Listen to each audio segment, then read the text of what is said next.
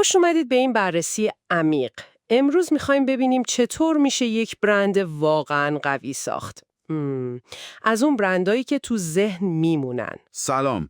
بله، موضوع خیلی مهمیه. منابعی هم که داریم خب عمدتاً بر اساس کارهای دیوید آکر و البته چند تا مثال ایرانی آشنا. دقیقاً هدفمون اینه که با هم یه نگاهی بندازیم به این مفاهیم کلیدی مثل ارزش ویژه برند و هویت برند. ببینیم اصلا یعنی چیه اینا. خب ببینید این دوتا خیلی وقتا با هم اشتباه گرفته میشن. آره، فرق اصلیشون چیه واقعاً؟ به زبان ساده ارزش ویژه یا همون برند اکویتی یه جورایی نگاه به گذشته و حاله، یعنی اون تصویری که الان توی ذهن مشتریا و بازار از برند هست، تمام اعتبار و حسی که تا الان ساخته. آها، پس نتیجه یه کارهای قبلیه. دقیقاً. اما هویت برند یعنی برند آیدنتیتی بیشتر نگاه به آینده داره. اون تصویریه که برند میخواد بسازه، آرزوشه که اونطوری دیده بشه. جالبه. پس یکی الانه، یکی چیزیه که میخواد بشه. خب این ارزش ویژه‌ای که الان هست، از چی تشکیل میشه؟ آکر یه مدلی داره براش، درسته؟ بله، مدل آکار چند تا بخش اصلی داره. یکیش وفاداری به برنده، یعنی مشتری‌ها چقدر حاضرن دوباره بیان سراغ شما حتی وقتی رقیب هست. خب این که خیلی مهمه. خیلی. بعدیش آگاهی از برنده. چقدر مردم اصلا شما رو میشناسن.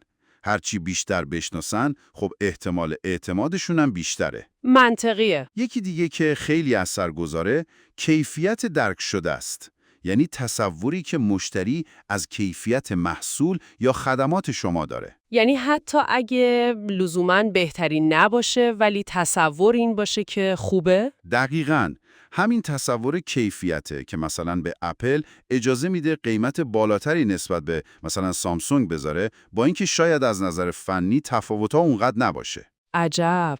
خب دیگه چی؟ تداعی‌های برند، یعنی اون حس‌ها و ارتباطاتی که اسم برند شما تو ذهن میاره. مثلا هیجان، شادی یا شاید حس اطمینان. و البته دارایی‌های اختصاصی مثل پتنت‌ها یا اون علامت تجاری خاص. خب اینا شدن پایه‌های ارزش فعلی. حالا چطور اون هویت آینده رو بسازیم؟ آکار راهکار عملی هم داده؟ آره، چند تا قانون یا اصل کلیدی داره. مثلا قانون اولش میگه هر برندی باید یه هویت مشخص و متمایز برای خودش تعریف کنه. این هویت باید جدا از اون ارزش ویژه‌ای باشه که الان داره. یعنی چی جدا باشه؟ یعنی فقط به دستاوردهای گذشته‌اش تکیه نکنه، بگه من میخوام این باشم در آینده. و قانون دوم میگه باید ارزش پیشنهادی برند رو دقیق فهمید و تعریف کرد.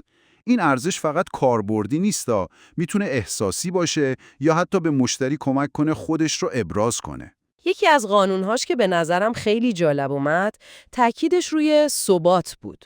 قانون پنجمش اگه اشتباه نکنم. درسته. میگه باید جلوی وسوسه تغییر مداوم هویت و جایگاه برند رو گرفت. خب این تو دنیای امروز که همش در حال تغییرن، یکم سخت نیست؟ چرا؟ اتفاقا نکته خیلی مهمیه.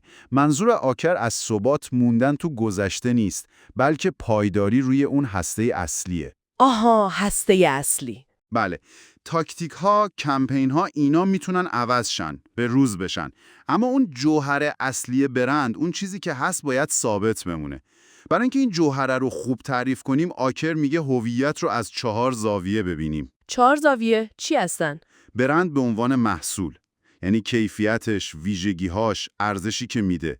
برند به عنوان سازمان، یعنی فرهنگ داخل شرکت، ارزش‌هاش، نگاهش به آینده. برند به عنوان شخص، یعنی اگه برند آدم بود چه شخصیتی داشت؟ شوخ بود، جدی بود، قابل اعتماد بود. و آخرش برند به عنوان نماد، یعنی لوگوش، رنگهاش، تصاویر بصریش. چقدر جامع. خب بیایم اینا رو با مثالهای ایرانی که گفتیم یکم ملموس‌تر کنیم. مثلا دیجیکالا. خب داستان شروعش جالبه. یه تجربه خرید ناموفق دوربین بوده.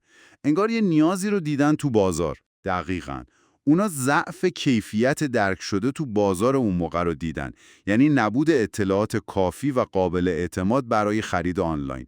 هویتشون رو گذاشتن روی حل همین مشکل. ارائه اطلاعات دقیق، کامل و ایجاد حس اطمینان. این شد محصول و تا حدی سازمان قابل اعتمادشون. پس هم آگاهی ایجاد کردن، هم کیفیت درک شده رو بردن بالا و وفاداری ساختن. یا مثلا اسنپ؟ اسنپ هم اومد روی راحتی و در دسترس بودن و قیمت شفاف تمرکز کرد. با اینکه اولش مقاومت بود، تونست اول آگاهی بسازه و بعد با سرویس دهی مناسب وفاداری. اینجا ارزش پیشنهادیشون خیلی کاربردی بود. مثالهای دیگه چی؟ مثلا کاله یا چیتوز؟ آره، کاله مثلا با نوآوری‌های مثل ماست یونانی روی جنبه برند به عنوان محصول کار کرد و خودش رو متمایز کرد. چیتوز هم خب با اون شخصیت کارتونی معروفش خیلی خوب از جنبه برند به عنوان شخص و نماد استفاده کرد تا تداعی‌های خوبی مثل شادی و سرگرمی بسازه. پس اینا همون اجزای مدل آکر رو تو عمل پیاده کردن و نکته جالب اینه که با وجود رشد اون هسته اصلی هویتشون رو حفظ کردن. دیجیکالا هنوز مرجع اطلاعات و تنوع، اسنپ هنوز یعنی راحتی و دسترسی. این همون ثبات در هویت هستیه که آکر میگه. بله، دقیقاً.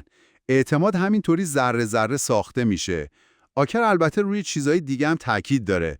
مثلا قانون هشتمش میگه باید حتما ارزش ویژه برند رو اندازه‌گیری کرد. ببینیم اصلا کجای کاریم. که خب خیلی مهمه برای مدیریت. قطعاً. و یه نکته کلیدی دیگه تو قانون دهمش هست. حتی تو شرایط سخت اقتصادی نباید سرمایه گذاری روی برند رو قطع کرد. شاید حتی بشه گفت اینجور وقتا فرصت خوبیه که از رقابا جلو بزنیم. پس اگه بخوایم یه جمع‌بندی کنیم، ساختن یه برند قوی فقط طراحی یه لوگوی خوشگل نیست، خیلی عمیق‌تره. آره، یه فرآیند استراتژیکه. باید بفهمیم الان مردم چه تصویری از ما دارن، ارزش ویژه، بعد تصمیم بگیریم می‌خوایم چه تصویری بسازیم، هویت برند. و بعدش با ثبات از طریق همه اون 4 جنبه‌ای که گفتید، محصول، سازمان، شخصیت و نماد، اون هویت رو به مخاطب منتقل کنیم. دقیقاً. ترکیبی از فکر استراتژیک و اجرای هوشمندانه و یک پارچه است که همش هم باید بر اساس شناخت خوب از مشتری و رقبا باشه. و یه سوالم برای شمایی که گوش میدید و بهش فکر کنید. آکاری میگه هویت برند 4 بعد داره: محصول، سازمان، شخص و نماد. وقتی به برند محبوب خودتون فکر میکنید، غیر از خود محصول یا خدمتش، کدوم یکی از این 3 بعد دیگه، یعنی سازمان، شخصیتش یا نمادهاش، باعث شده اون برند انقدر تو ذهن شما خاص و موندگار بشه؟ فکر کردم به این شاید کمک کنه قدرت واقعی برند رو بهتر درک کنیم.